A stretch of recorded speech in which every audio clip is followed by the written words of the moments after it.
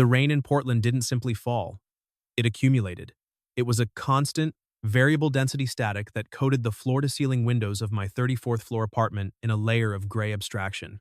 I stood by the glass, holding a ceramic mug of black coffee temperature exactly 140 degrees Fahrenheit, brewed via a calibrated V60 pour-over method that ensured optimal acidity, extraction, and watched the traffic grid below. From this height, the city wasn't composed of people. It was data. It was flow rates, congestion patterns, energy consumption metrics, and heat signatures. The red tail lights clogging the arteries of the Burnside Bridge were merely a signal of inefficiency, a latency in the transport protocol that my code was designed to eliminate. My reflection in the cold glass was just another ghost in the machine. Nash Ramirez, 32 years old, lead architect of Project Aether. For the last 4 years, I had eroded my own circadian rhythm to build an algorithm designed to optimize urban living smart traffic lights that adapted to ambulance routes, predictive power grids that prevented outages before they happened, waste management, automated by usage density. I had built a perfect system, but the public didn't see optimization. They didn't see the safety protocols or the efficiency. They saw surveillance. They saw a digital panopticon designed to strip them of anonymity. Ramirez is trying to delete the soul of the city. A headline from the Portland Watchdog had screamed yesterday. The blog was run by an anonymous activist named Cypher, and while their encryption was amateur at best, I could have doxed them in 10 minutes if ethics weren't a constraint. Their reach was significant. They were controlling the narrative. I turned away from the window, the movement precise. I set the mug down on a slate coaster, aligning the handle parallel to the table edge. The silence in my apartment was absolute. No clutter, no art, no plants that required watering schedules I might forget, or soil that would introduce particulate matter into the air. Just sleek, Italian furniture in shades of graphite and a server rack humming comfortably in the climate-controlled utility closet.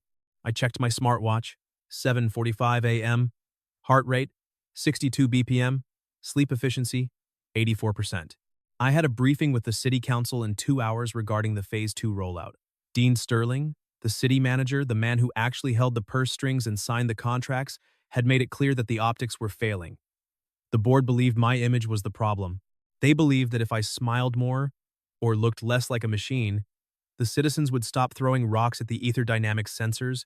My phone buzzed on the kitchen island. A notification from the PR firm Optics & Co. Photographer is arriving at your office at 0900. Don't wear the black turtleneck. Look approachable. I frowned at the screen. I didn't own anything that wasn't black, charcoal, or navy. I didn't do approachable. Approachable was inefficient. It invited conversation, which introduced latency into the schedule. It created false expectations of intimacy that I had no intention of fulfilling. I walked to the walk-in closet, scanning the rack of identical hangers. I selected a charcoal blazer. It was sharp, structured, and defensive. It was armor. I buttoned it. I looked like a man who designed systems, not a man who lived in them. And that was fine. I didn't need to be loved. I just needed the code to compile without errors. I didn't know it then, but the armor was about to be dented by a woman who wore chaos like a scarf. Beat 2. Setup, context, and sidecast.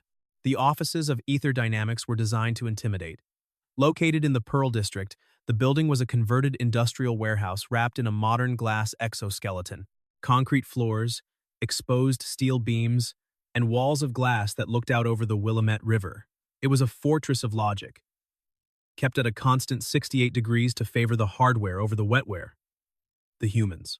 When I stepped off the private elevator onto the executive floor, the atmosphere was wrong. Usually, the office hummed with the quiet, frantic energy of coders and data analysts, the sound of mechanical keyboards and hushed consultations about syntax errors. Today, there was a disruption in the lobby. A woman was standing by the reception desk. She was not corporate. She was a visual anomaly in my grayscale world. She was wearing a violently yellow raincoat that dripped water onto the polished concrete, creating a slip hazard that would need to be addressed by the janitorial staff immediately.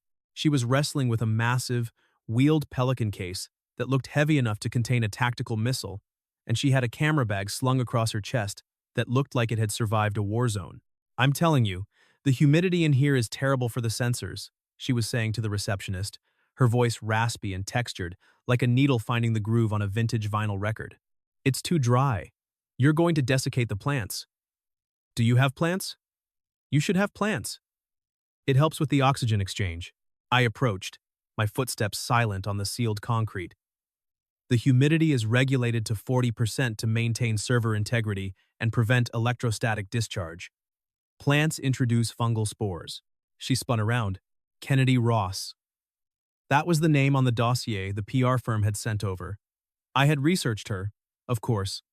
38 years old, independent contractor, award-winning portfolio in National Geographic and Vogue, but she had pivoted 5 years ago to portraiture. Her website said she exclusively shot couples and weddings because that's where the truth hides. Why the PR firm had hired a wedding photographer to shoot a data scientist was a variable I couldn't solve. It seemed like a categorization error. She looked me up and down, tilting her head. Her eyes were a striking, intelligent hazel, framed by thick-rimmed glasses that slid slightly down her nose. Her hair was a dark, messy riot of curls trapped in a clip that was losing the battle against entropy. Nash Ramirez, she said. It wasn't a question. You look exactly like your Wikipedia photo. Desaturated. Miss Ross, I said, extending a hand. I assume you're the disruption. She laughed. It was a loud, unself-conscious sound that seemed to bounce off the glass walls, disturbing the sterilized air. She shook my hand. She fa fun balo, G. Her grip was firm, her skin cool from the rain, her palm slightly rough with calluses. I'm the solution, data boy. Your PR team says you pull like a Bond villain. She hoisted her gear bag, adjusting the strap. Where are we shooting? Please tell me it's not in front of a computer screen. I don't do cliches. And if you ask me to photograph you holding a tablet and pointing at nothing, I will charge you double. I have a conference room prepared, I said, gesturing toward the corridor. The lighting is neutral. It has a backdrop. Boring. She walked past me, trailing rainwater. She stopped at the window, looking out at the gray, weeping sky. Let's go to the roof. The roof is restricted access, I stated. And it is raining, heavily. She stopped and looked back over her shoulder.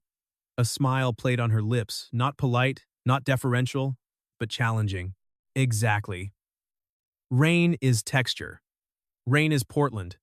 You want to run this city? You have to look like you're willing to get wet for it. Unless you dissolve?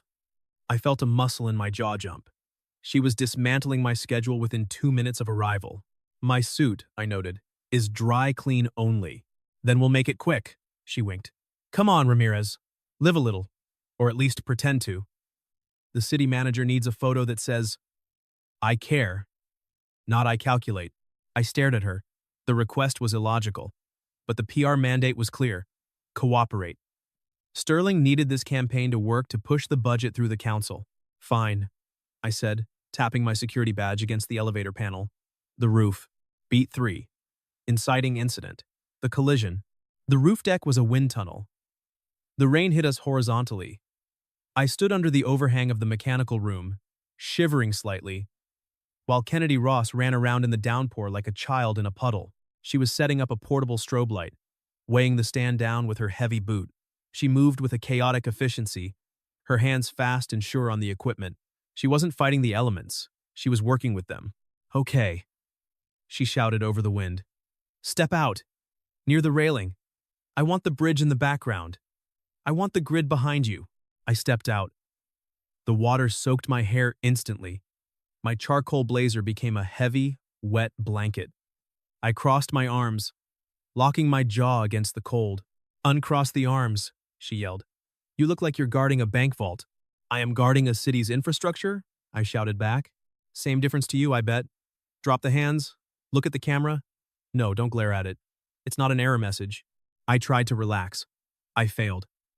Every click of the shutter felt like an extraction of data I didn't want to yield. I felt ridiculous. I felt exposed. I felt like a variable that didn't fit the equation. Kennedy sighed, lowering her camera. She looked frustrated. Water dripped from her nose. You're guarding the data, Nash. I need you to open the port. I don't know what that means in this context. She marched over to me, dragging the light stand closer. I usually shoot couples, she said, wiping rain from her lens with a microfiber cloth she pulled from a dry pocket. Engagement shoots. Anniversaries. There's a dynamic there, a circuit. Energy flows between two people, and I just catch the sparks. With you, it's a closed loop. You're not outputting anything. You're a black hole of charisma. I was hired for my intellect, not my charisma. Yeah. Well, right now, your intellect looks like it wants to fire me. She looked at the gray sky, then back at me. Take off the jacket. It's 45 degrees. Just do it. Trust the process. The jacket is armor. Lose it. I hesitated, then removed the soaked charcoal blazer, dropping it onto a waterproof bench. I was in a white dress shirt now, the fabric clinging to my skin, turning translucent in the rain. I felt colder, but lighter. Kennedy set her camera on a tripod. She adjusted the timer settings. I need to check the light fall off, she said, muttering to herself. And I need to show you how to stand so you don't look like a statue. She walked into the frame. She didn't ask for permission.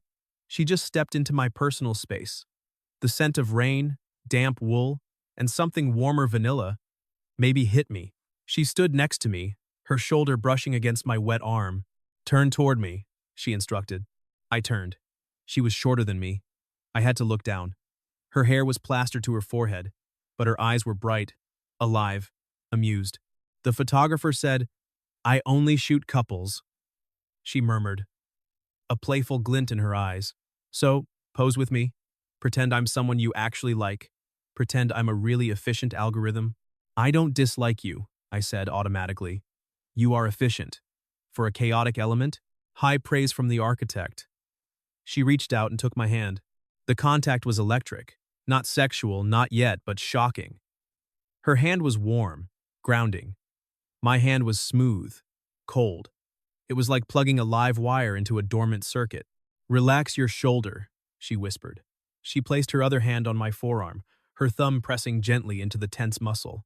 Breathe, Nash. The city isn't going to collapse if you exhale. I looked at her. Really looked at her. I saw the fine lines around her eyes, evidence of laughter, of squinting at the sun, of living a life that wasn't filtered through a screen. I saw a small scar on her chin. She was real. She was analog. She was high-definition chaos. For a second, the data stream in my head stopped. The constant calculation of variables paused.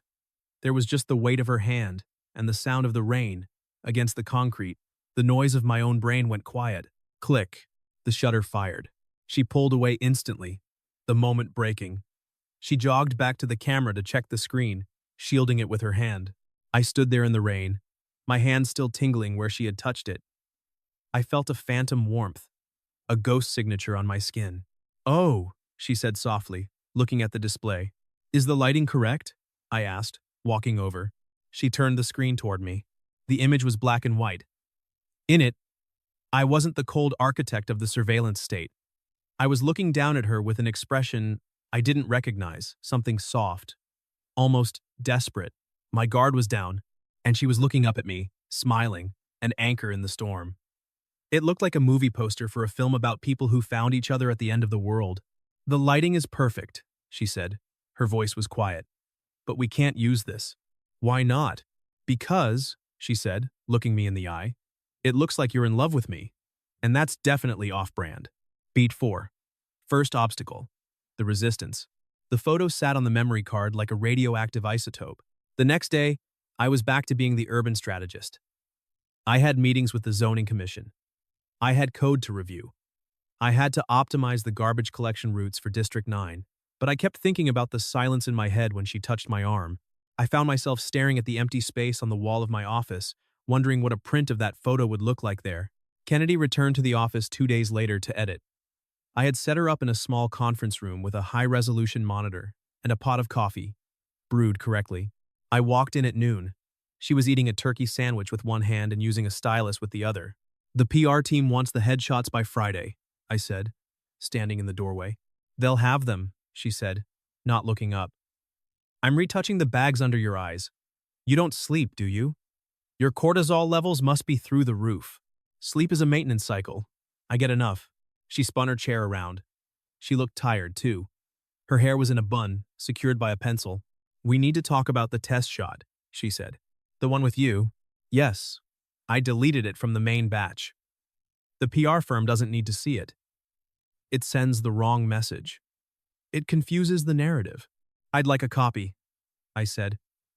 The words left my mouth before I authorized them. It was a glitch in my speech protocol. She raised an eyebrow. Why? It's a throwaway. It is statistically anomalous, I said, recovering. It is the only image where I appear human.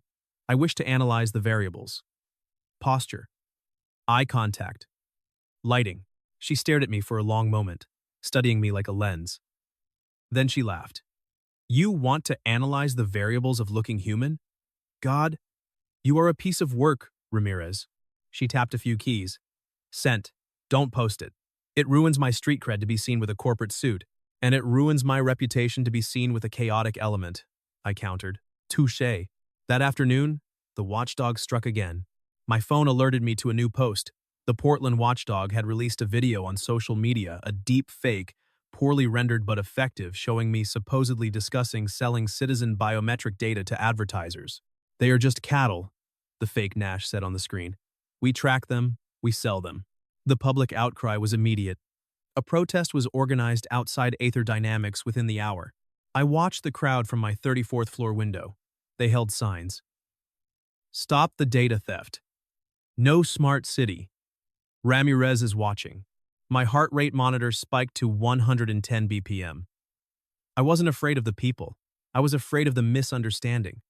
I couldn't explain the code to them. The complexity was the barrier. The encryption keys were generated locally. No data ever left the municipal grid. But fear moved faster than facts. Kennedy walked into my office. She didn't knock. She was wearing her coat. Camera bag slung over her shoulder. They're loud, she noted, coming to stand beside me. They are misinformed, I said, my voice tight. The system is encrypted. It's a closed loop. No data leaves the municipal grid. It's physically impossible. They don't trust the system, Nash. They don't trust you. She looked down at the protesters. The rain was falling again, turning the street into a blur of umbrellas and anger. Let me go down there, she said. Absolutely not. It's an uncontrolled environment. The sentiment analysis indicates a high probability of escalation. I'm a photographer. I document things. Let me shoot the protest. Let me show them that you're watching them, but not like that. I don't understand the strategy. The strategy is empathy, you robot, she said, bumping my shoulder with hers. If I take photos of their fear and you acknowledge it, you validate them. Right now, you're just a tower of glass. You need to come down to the street level. I looked at her. She was offering to walk into a hostile crowd for me, for a client she had known for 48 hours. Wear a press pass, I ordered, pointing to the lanyard in her bag. And stay on the perimeter. If the decibel level rises above 90, you extract. I will be monitoring the feed. Yes, boss. She saluted mockingly and headed for the door. Kennedy. She stopped. Be careful. She smiled, and it was the sun breaking through the clouds. Always am. I watched her emerge from the building below, a yellow dot in the gray rain, wading into the sea of angry signs. I felt a surge of something that wasn't logic. It was fear. For her, beat 5, rising action, domesticity, and bonding. Over the next 2 weeks, the dynamic shifted. The protest photos she took were powerful faces of concerned mothers, students, elderly citizens. They weren't villains, they were worried neighbors. We published them on the company blog with a statement I wrote, and she edited heavily to remove the jargon, acknowledging their concerns and inviting a transparent audit. It worked. The temperature lowered. The watchdog went quiet for a moment. Kennedy was at the office every day now, curating the visual campaign for the upcoming town hall vote on Phase 2. But it wasn't just work anymore. I started noticing her patterns. She skipped lunch when she was in the flow. She rubbed the back of her neck when she was editing. She hummed off-key when she found a photo she liked. I applied the replacement protocol. My domain was systems and logistics. I could not offer emotional comfort, but I could optimize her environment. One Tuesday evening, the office was empty. She was slumped over her tablet, groaning. My cloud storage is full, she muttered, head in her hands, and my external drive is making a clicking sound. If I lose this archive, I lose 3 weddings and a commercial shoot. That's 6 months of rent. I stood up from my desk. Give me the drive. What? I am a data scientist. Data recovery and redundancy is my primary skill set. I walked over and took the battered, sticker-covered hard drive from her desk. I carried it to my secure rig, a machine worth more than my car. I plugged it in. I ran a diagnostic. The read? Right head is failing, I announced. Sector corruption is at 12%. She looked pale. Is it gone? No. I am bypassing the sector errors. I typed rapidly, executing a cloning script. I am mirroring the raw data to a solid-state array. And I am setting up a mirrored backup on a private, encrypted server partition on the Ether network. It took me 20 minutes. I handed her the drive back, along with a secure login key printed on a heavy card. I have migrated your archives to a localized RAID server. It has triple redundancy and is firewalled behind military-grade encryption. You will never lose a photo again. She looked at the key, then at the drive, then at me. Her eyes were wide, glossy. Did you just save my career? I secured the asset. It was a simple optimization. Unsecured data is a liability. She stood up. She walked around the desk. She put her hands on my face. Her palms were warm. You are the sexiest nerd I have ever met, she whispered. I froze. My skin burned where her hands touched. My heart rate monitor buzzed a warning. Asterisk elevated. Asterisk. That is a subjective assessment, I stammered. She grinned, pulling back but not stepping away. Objective fact, Ramirez. I cleared my throat, needing to restore order. I ordered dinner. Thai food. Level 4 spice. I noticed you prefer capsaicin based on your previous lunch selections. She softened. Her thumb brushed my cheekbone. You noticed? I notice everything, I said. It's my job. I look for patterns. Is it? She asked quietly. Or is it just you looking at me? The variables are correlated. She laughed, a low sound. Come on, data boy, let's eat. We ate on the floor of the conference room, surrounded by prints of the city. We talked about her family. Loud. Chaotic. My family. Distant. Academic. I told her about the loneliness of the tower. She told me about the noise of the streets. We fit. Like a complex joint in a bridge. Taking the load. We were winning. The photos were changing the public perception. We even secured a preliminary yes from the head of the zoning committee. We celebrated with cheap champagne and paper cups. It felt like the system was finally stabilizing. Beat 6. Midpoint twist. The shift. The stability was an illusion. It wasn't a hack. It was a leak. I arrived at work on a Thursday to find the lobby swarming with reporters. Security was holding them back. The Portland watchdog had published a document. It was a private email from my draft folder, a theoretical risk assessment I had written 3 years ago, outlining how the system could be abused if a totalitarian regime took over. It was a red team exercise, meant to test security protocols by thinking like a villain, but the leak framed it as a feature list. Ramirez plans to sell crowd control data. Secret document reveals. Totalitarian protocol. I made it to my office. My keycard barely worked. Dean Sterling, the city manager, was there. He was sitting in my chair. He looked comfortable. It's over, Nash, Sterling said, not standing up. The vote is canceled. We're pulling the contract. The council is panicked. It's a theoretical document, I shouted, slamming my hand on the desk. It's a safety protocol. It explains how to prevent abuse, not cause it. It's a PR nightmare. Context doesn't matter in a headline. We need a scapegoat. He looked at me coldly. And we need to cut ties with anyone associated with this, including the photographer. Her humanizing campaign looks like manipulation now, like she was putting lipstick on a pig.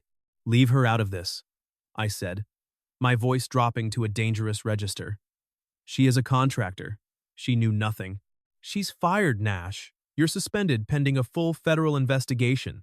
Sterling stood up, smoothed his suit, and walked out. I stood alone in my office as the rain hammered the glass. I had lost the project.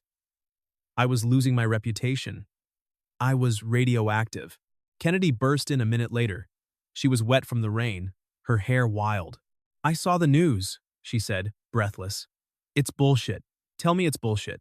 The document is real, I said, turning away to face the window. I wrote it.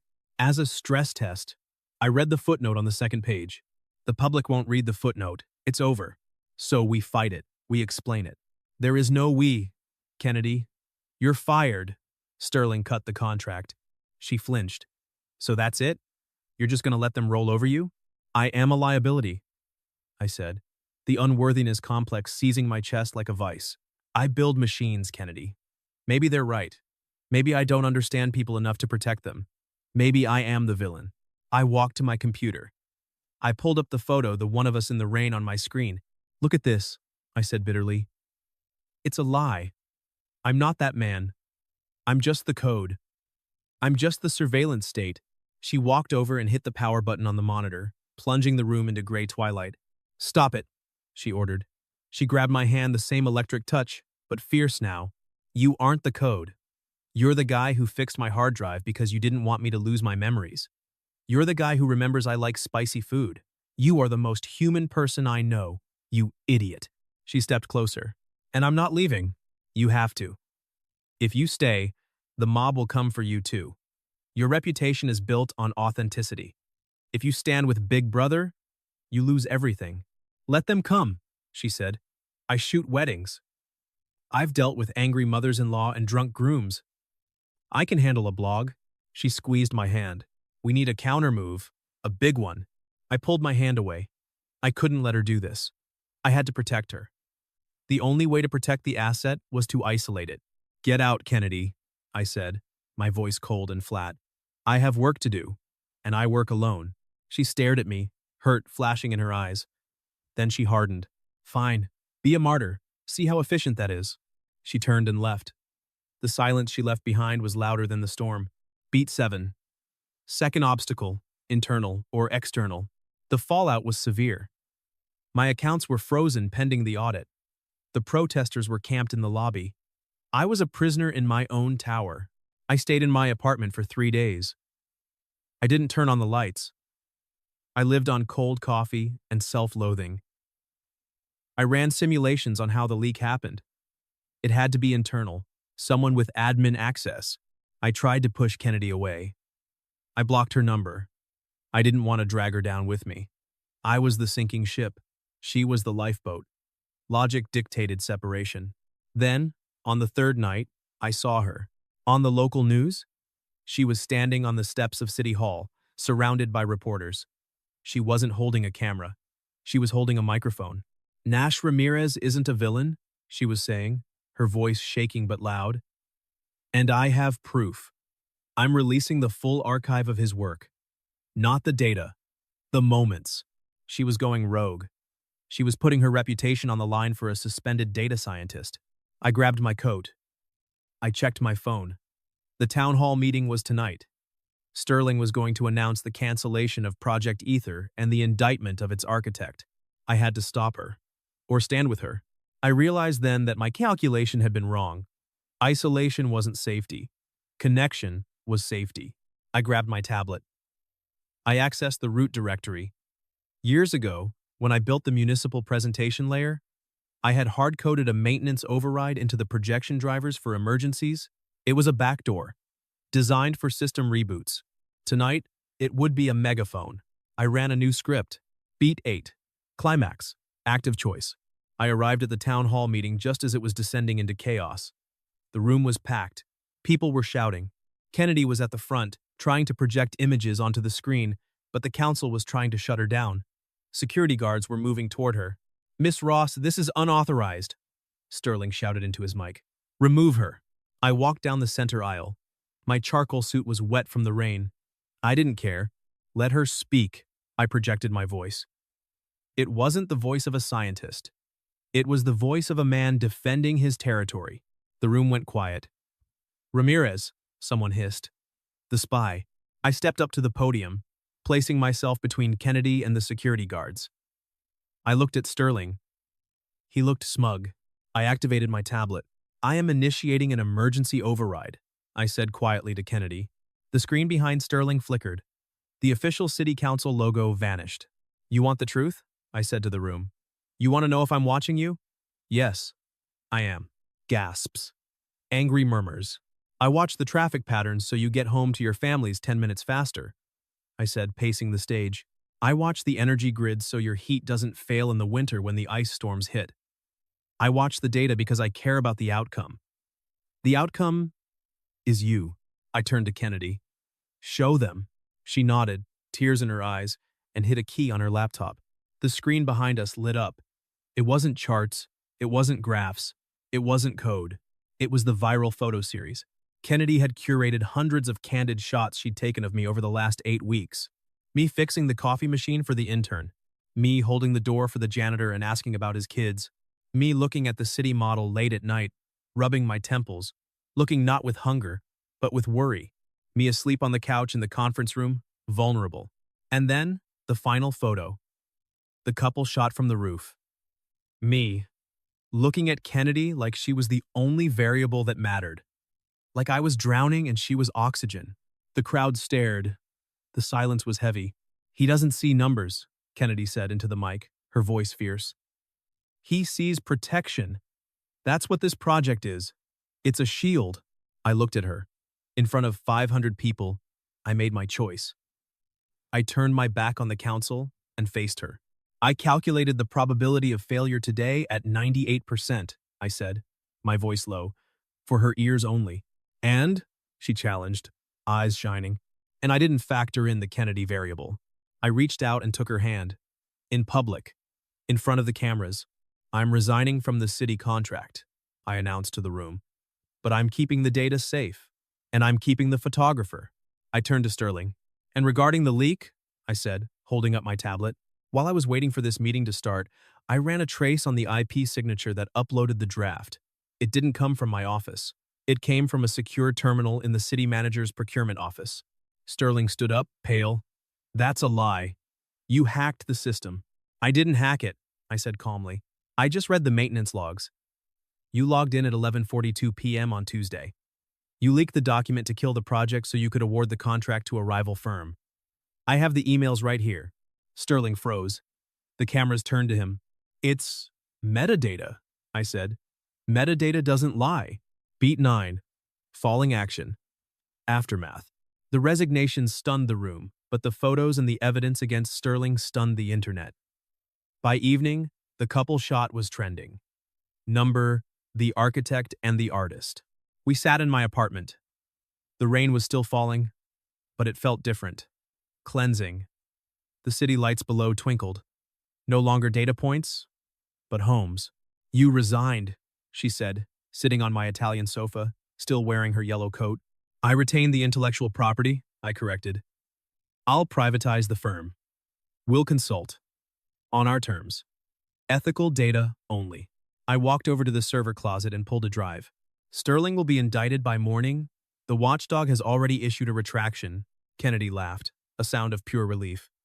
You audited the city manager during a town hall? Multitasking is efficient. I sat down next to her. The space between us was 0. You released that photo, I said. The one you said was off-brand. I lied, she whispered. It's the best photo I've ever taken.